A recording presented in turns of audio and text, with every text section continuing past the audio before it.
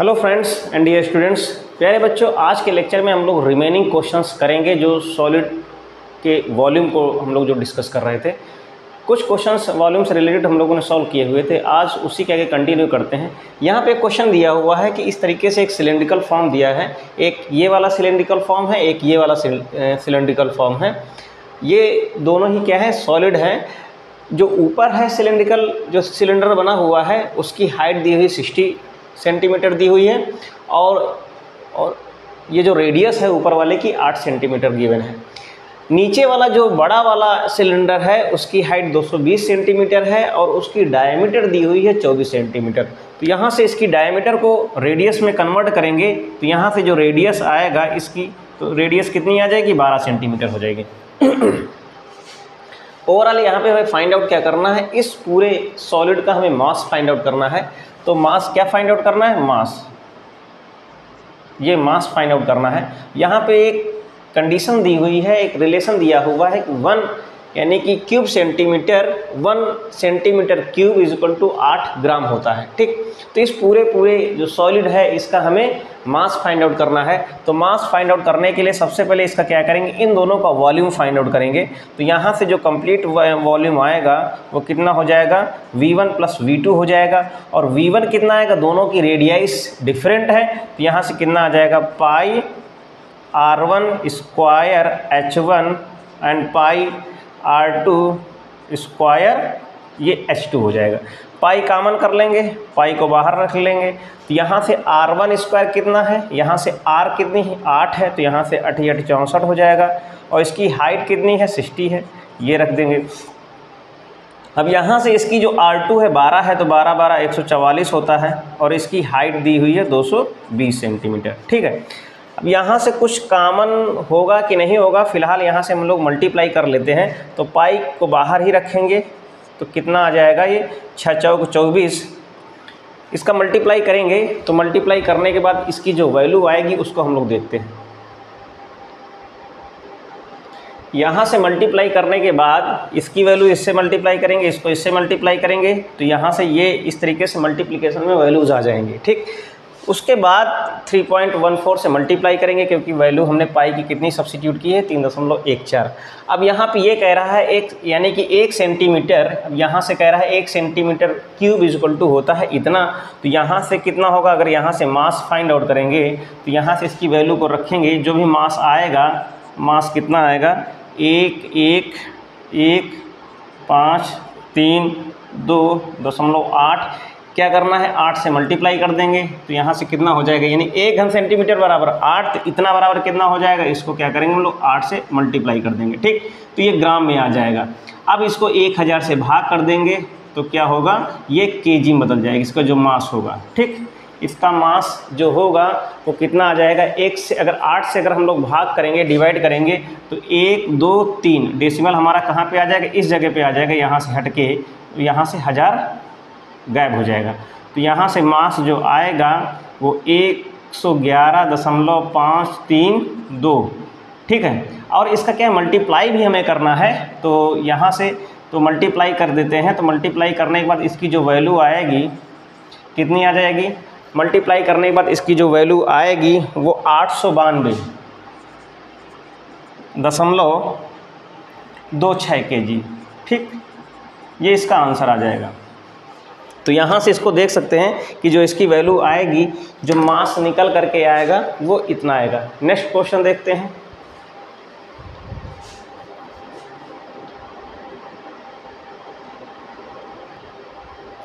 यहाँ पे इस तरीके से एक वेसल है, इस वेसल का हमें वॉल्यूम फाइंड आउट करना है। ये जो पूरा बर्तन है, इस बर्तन का वॉल्यूम क्या होगा। तो यहाँ से ये जो ऊपर वाला पोर्शन है ये क्या है, ये सिलेंड्रिकल पार्ट है, तो ये वाला क्या है, ये स्फेरिकल पार्ट है। ठीक, ये कैसा है, ये सिलेंड्रिकल है, ये स्फेरिकल है।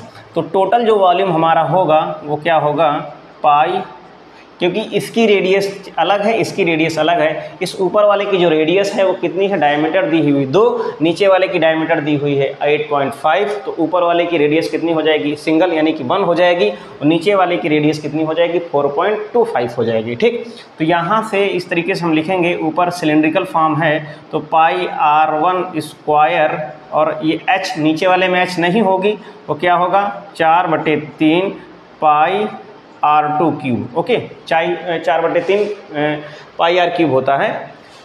तो यहाँ से क्या होगा, हम पाई की वैल्यू क्या करेंगे, बाहर निकाल लेंगे, और ये r1 की वैल्यू यहाँ से कितनी हो जाएगी, 1 हो जाएगी, और हाइट कितनी है इसकी 8 है, तो 8 एकम 8 हो जाएगा, और 4/3 ओके, पाई बाहर निकाल लिया है, और जो r2 है वो कितना है 8 पॉइंट, यानी कि ये डायमीटर दी हुई है, तो यहाँ से जो r रेडियस निकल करके आएगी वो कितनी होगी 4.25 का होल क्यूब। ठीक, इन सबको कैलकुलेट करेंगे, तो कैलकुलेशन के बाद इसकी जो वैल्यू आएगी सॉल्व कर लेंगे।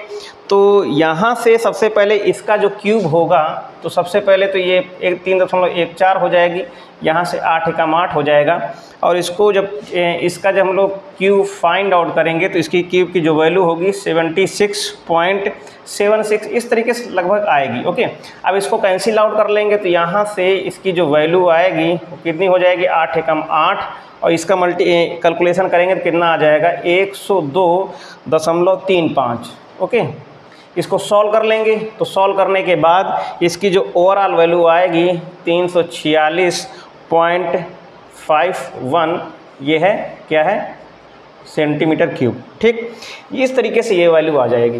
कहने का मतलब ये है कि इस पूरे ओवरऑल को बस यहाँ पे क्या करना है, हमें कैलकुलेशन करना है, बस इतना हमें समझना है कि इस तरीके से कोई भी बर्तन दिया है, सॉलिड दिया हुआ है, वेसल है, जिसका जो अपर पार्ट है वो सिलिंड्रिकल है, और जो लोअर पार्ट है वो कैसा है, वो स्फेरिकल है।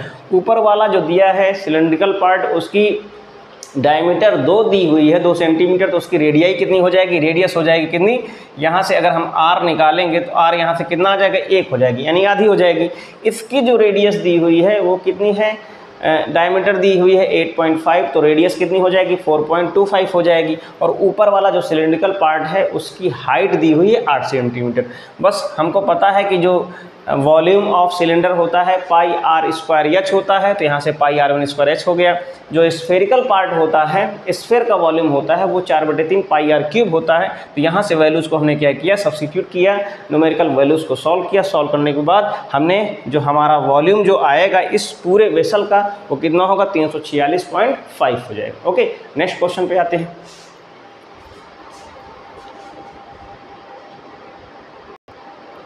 यहाँ पे क्वेश्चन दिया हुआ है कि एक metallic sphere of radius 4.2 centimetre is melted and recast into shape of cylinder of radius 6 centimetre, find the height of cylinder. कहने मतलब ये है कि एक स्फेयर है, अब इस बात को समझना, एक ये स्फेयर है जिसकी रेडियाई दी हुई है, जिसकी रेडियस दी हुई है कितनी 4.2 सेंटीमीटर। ओके, ये दिया हुआ। अब इसको क्या किया गया है, रिकॉस्ट किया, मेल्ट किया गया है, पिघला दिया गया है। पिघलाने के बाद इसको क्या किया गया, रिकॉस्ट किया गया है, फिर से बनाया गया है। किस शेप में बनाया गया है, सिलेंडर में बनाया गया है। ठीक, इस हिसाब से एक सिलेंडर में बनाया गया है इस तरह के, ये इस यानी कि इसको मेल्ट किया गया है और इस तरीके से रिकॉस्ट एंड यानी शेप दिया गया है, कैसा सिलिंड्रिकल फॉर्म का। और ऐसा सिलेंडर बनाया गया है जिसकी रेडियाई, जिसकी यानी जो रेडियस दी हुई है 6 सेंटीमीटर दी है रेडियस। अब कह रहा है इसकी हाइट क्या होगी। ठीक, हमें हाइट इसकी फाइंड आउट करनी है। एक चीज़ यहाँ पे ये समझना है, चाहे जितनी भी चीज़ें हो, कोई भी अगर सॉलिड चीज़ है, मेटलिक, कोई भी मेटलिक सॉलिड चीज़ है, उसको जब मेल्ट किया जाता है, मेल्ट करने के बाद कुछ भी बना दिया जाए तो उन दोनों का वॉल्यूम सेम होता है। जो इसका वॉल्यूम होगा, अगर ये V1 है और ये अगर V2 है, दोनों का वॉल्यूम क्या होगा, V1 = V2 होगा। वॉल्यूम में कोई चेंज नहीं आएगा। ठीक, तो इसका वॉल्यूम फाइंड आउट कर लें, इसका वॉल्यूम फाइंड आउट कर लें, कैलकुलेट कर लें, वहाँ से वैल्यू निकल करके आ जाएगी। तो कहने का मतलब ये है, यहाँ से अगर इसका वॉल्यूम कितना होगा 4/3 पाई r क्यूब। ठीक, इसकी रेडियस सब्स्टिट्यूट कर देंगे, यहाँ से इसकी जो वैल्यू आएगी पाई r² h, r दोनों की चेंज हो जाएगी। अब यहाँ से जब वैल्यू को हम लोग अगर सब्स्टिट्यूट रखेंगे तो यहाँ से दोनों को जब इक्वल किया जाएगा तो कितना होगा 4/3, और जो पाई की वैल्यू है वो पाई की वैल्यू हम लोग कितनी, पाई की वैल्यू को हम लोग सब्स्टिट्यूट नहीं करते हैं, रखेंगे नहीं, ना 22/7 रखेंगे ना 3.14 रखेंगे, पाई को हम एज इट इज रख देंगे। ठीक, अब यहाँ से आर की वैल्यू यहाँ पे कितनी है 4.2 है, तो 4.2 का होल क्यूब हमने यहाँ पे लगा दिया इज इक्वल टू, अब यहाँ से पाई की वैल्यू को जो सिलेंड्रिकल है वहाँ से भी आर स्क्वायर, तो यहाँ से आर कितनी है 6 का होल स्क्वायर हो जाएगा, और एच ओके। अब यहाँ से पाई कैंसिल आउट हो जाएगा। अब यहाँ से देखते ये हैं जब वैल्यू को सब्स्टिट्यूट किया जाएगा तो यहाँ से इसको हम लोग कैलकुलेट यहाँ पे सब्स्टिट्यूट कर देंगे, तो यहाँ से कहने का मतलब ये है कि अगर हम लोग सब्स्टिट्यूट करेंगे तो इसकी जो यहाँ से h की जो वैल्यू आएगी, ठीक, जो h यहाँ से आएगा निकल करके वो क्या होगा, ये वाली वैल्यू इसके अपान में आ जाएगी, तो ये हो जाएगा कितना 4/3 और ये 4.2, ये 4.2 और ये 4.2 ओके, और अपान में ये नीचे आ जाएगा 36 आ जाएगा, तो यहाँ से 4 नया 36 हो जाएगा। ठीक, और कटेगा यहाँ से 3 तरह का 9 और 14 ते 42, 3 एकम 3 और 3 चौक 12, ये हो जाएगा। ठीक है, इसको काटेंगे यहाँ से, इसको भी काट दें तो यहाँ से भी ये हो जाएगा कितना 1.4 हो जाएगा, 3 से 3 सारा गायब हो गया। अब यहाँ से इसको अगर हम लोग काटते हैं तो यहाँ से भी कितना आ जाएगा, ये आ जाएगा कितना 1.4 आ जाएगा। ठीक, अब यहाँ से 1.4 को अगर 3 बार रखते हैं 27/44 होता है।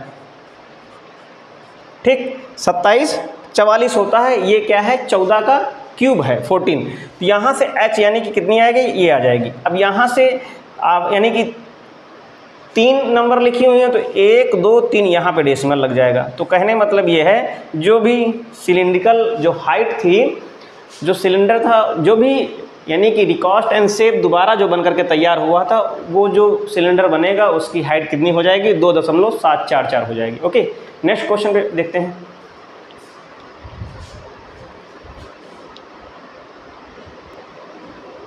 अब यहाँ पे क्या कह रहा है, metallic sphere of radii 6,8,10 centimetre. यहाँ पे 3 स्फेयर्स हैं, एक ये स्फेयर है, एक ये स्फेयर है, एक ये स्फेयर है। ठीक, एक की रेडियस 6 दी हुई है, एक की रेडियस 8 दी हुई है और एक की रेडियस 10 दी हुई। अलग अलग ये 3 स्फेयर दिए हुए हैं, जो सीरियल से सबसे छोटा है, फिर उससे बड़ा, फिर उससे बड़ा। ये 3 क्या है स्फेयर दिए हुए हैं जिनकी ये रेडियाई दी हुई है, ये R1 है, ये R2 है और ये R3 है। तीनों स्फेयर को क्या किया गया, मेल्ट किया गया है, पिघला करके एक बड़ा यानी कि स्फेयर बना दिया गया। क्या बना दिया गया, एक बड़ा स्फेयर बना दिया गया है। अब कह रहा है कि उस जो बड़ा स्फेयर जो रिजल्टिंग जो दूसरा वाला स्फेयर बना हुआ है, नया स्फेयर बना है, उसकी रेडियस क्या होगी, इसकी रेडियस पूछ रहा है क्या होगी। तो कहने का मतलब ये है कि इसका वॉल्यूम प्लस इसका वॉल्यूम प्लस इसका वॉल्यूम, इन दोनों को इनका जो सम होगा इसके वॉल्यूम के इक्वल होगा। ठीक, तो कहने मतलब ये है, अगर इस तरीके से अगर हम लोग देखें तो V = कितना होगा, V1 + V2 + V3। ठीक, इसका रेडियस कितना होगा 4/3 पाई r³ = इसका कितना होगा 4/3 पाई, कॉमन कर लेंगे, ये क्या होगा r1³ r2³ r3³। ठीक, ये कैंसिल आउट हो जाएगा। अब यहाँ से तो कहने मतलब ये है कि जो यहाँ से r³ आएगा उसकी जो वैल्यू होगी यहाँ से सब्स्टिट्यूट कर देंगे, तो यहाँ से कितना है यानी 6³ हो जाएगा, यहाँ से कितना होगा ये 8³ हो जाएगा, ये कितना होगा 10³ हो जाएगा। ठीक, इन सब को कैलकुलेट कर लेंगे। कैलकुलेट करने के बाद जो वैल्यू आएगी, ठीक, जो भी वैल्यू आएगी वो कितनी होगी, यहाँ से 1728 वैल्यू आएगी। ज़रा इसको फिर से देख लेते हैं। 6 36 होगा, 36 का 6 से गुणा कर दें, 8 64 होगा, 64 का 8 से गुणा कर दें, और ये तो 1000 आएगा ही। सामने देख लेते हैं, तो यहाँ से 6 36 के 6 और 6 18 3 21 216 हो जाएगा। यहाँ से 8 चौक 32 और 8 छंग 48 3 51 512 हो जाएगा। ये 1000 तो दिया ही है। ठीक, कहने मतलब ये है, ये 5 2 7 हो जाएगा, इसकी जो वैल्यू आएगी 1728 आ जाएगी। और जो 1728 होता है वो 12 का क्यूब है, तो कहने मतलब जो r से यहाँ आएगा, r की जो वैल्यू होगी वो कितनी होगी, 12 आ जाएगी। तो 12 12 144 होता है, और 12 का फिर से 12 से मल्टीप्लाई कर देंगे तो बढ़ चौक 48, हासिल लगा 4, बढ़ चौक 48 और 48 4 52, हासिल लगा 5, 12 कम 12 5 17। तो कहने का मतलब ये है, जो भी रिजल्टिंग स्फीयर होगा उसकी जो रेडियस होगी वो कितनी होगी, 12 सेंटीमीटर होगी। ओके, नेक्स्ट क्वेश्चन पे बात करते हैं।